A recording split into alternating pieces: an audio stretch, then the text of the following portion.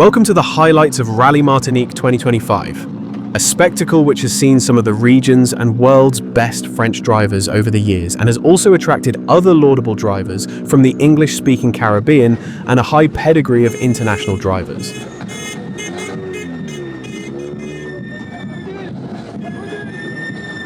This event consists of 3 days over 16 stages with an approximate total competitive stage mileage of 144 kilometers.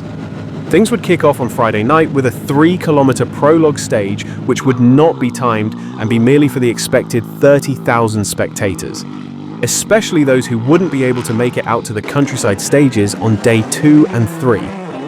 The forecast for the weekend schedule highlighted a bit of rain from day 1, and this added to the excitement on Friday night, as seen here through a display of master driving by Jamaican Jeffrey Panton. Here is a bit more action from the night.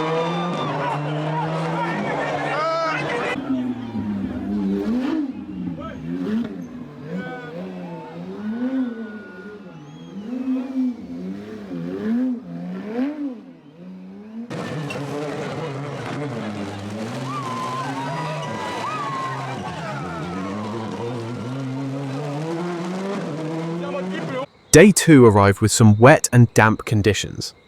This added another layer to what would be an exciting Rally Martinique. On the minds of most, would Rally 2 cars be able to take down Simon John Joseph as they did in Rally Barbados? Or would his local knowledge and the longer stages give him an edge this time? We caught up with Simon and this is what he had to say about this version of the Porsche 911. For sure we improved the car. It's not the same car. This one is a 4-liter.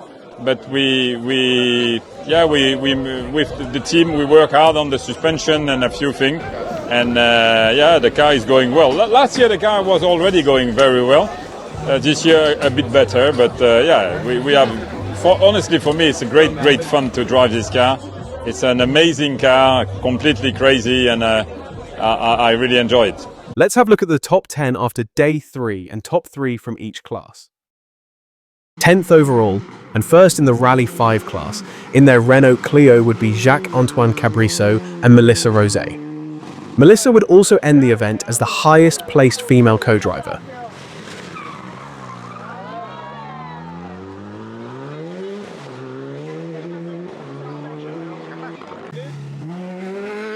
Ninth overall and second in the R2 class would be Rudy Rodney and Jean-Daniel Gertrudre, who would battle with Jacques for most of the event to make it ahead by the end of day 3.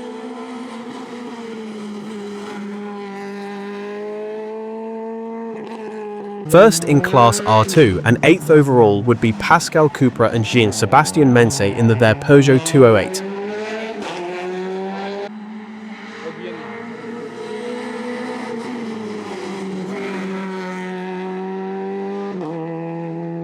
On his second visit to the island, the last time being in 2023 with British rally champion Matt Edwards on the notes, Paul Horton would finish 7th overall and 5th in the Rally 2 class with British co-driver Dale Bowen. Here is a bit of in-car from Horton.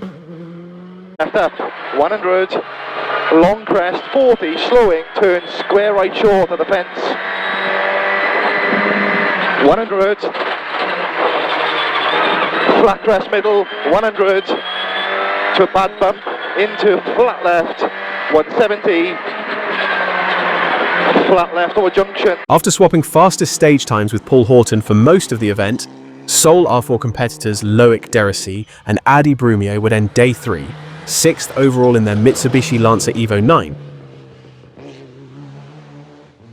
Rounding up the top 5 finishers would be Rodrigue Theodore and Max Hilderl in their Rally 2 Volkswagen Polo. Rodrigue would put in a fight with Rob Swan for most of the event, but would have to settle for the 4th fastest in the Rally 2 class.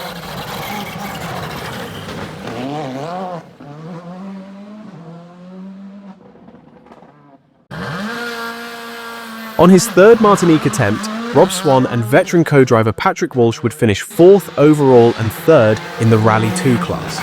Here is what Rob Swan would have to say about his Rally Martinique experience. Tricky start with the weather yesterday. Didn't use perhaps the right tyre and struggled a bit with the grip, and so we had to make some changes. So yesterday was a difficult day, but today has been fantastic. The weather was good, the stage has been in great condition. Really enjoyed it today, so I've been able to push today and put some good times in. Third overall in their Citroën C3 would be Gregory Buchholzer and Benjamin Velas. The pair would also finish second in the Rally 2 class.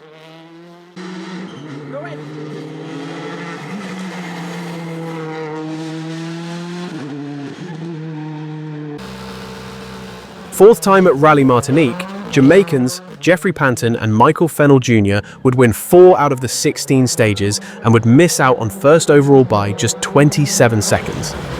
Here's what Panton had to say about his Rally Martinique experience.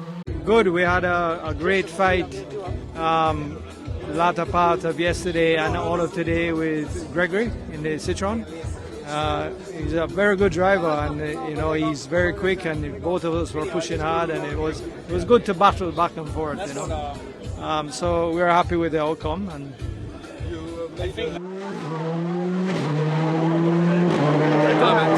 first overall would be Island favourites, Simon John Joseph and Patrick Pivato, who would take 11 stage wins with an aggressive push from start that would see him winning the first 5 stages. Here is what Simon had to say about this year's event. It's always a strange feeling when I'm at home because people are looking for us, and the tension is quite high, and especially when we are in town in cities or in the city of Fort-de-France with lots of people. I think more than 30,000 people. So yeah, it's something very special, but it's always a pleasure, and it's also a pleasure for me to share this moment with some guy from the Barbados Championship. So Rob Swan, Jeffrey Panton, and some other. So yeah, it was a really good moment that we share again. A nice fight, nice battle, and okay. I had the pleasure to finish first, but yeah, it was a good fight. Taking a look at the group top drivers not mentioned thus far, first up with an 11th overall finish and first in class N4 would be Jules Rosé and Ismaël Juste in their Renault Megane RS, with Christophe Koyan settling for second after dropping out on day 2, which created a significant deficit upon rejoining on day 3. 15th overall, and certainly keeping the flag flying high for the entire event, would be husband and wife Spencer and Gail Hutchinson in their BMW 318 Ti.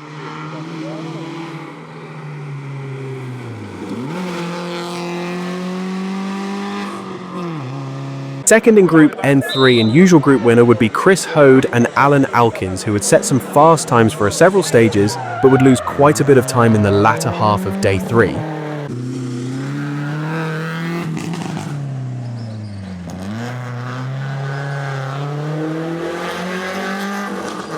Consistently keeping themselves out of trouble would be the trick to secure a Rally Martinique N3 class win for the pair of Alan Kinch and Kyle Proverbs.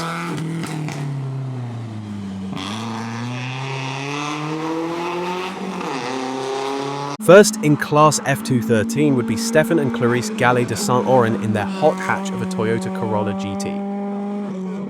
Behind Pascal Kupra and Rudy Rodney, who would come first and second in Class R2 respectively, would be Natia Soudine, would finish Rally Martinique third in R2 and as the highest placed female driver.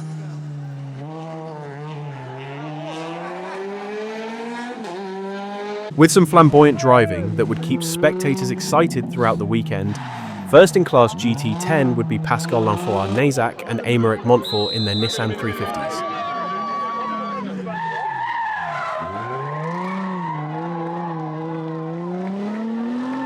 That's it, Rally Martinique was a good experience and really showed that a Caribbean Rally Championship of yesteryear would still be a viable spectacle that could draw the best of the best in the world and strengthen Caribbean club integration within the region.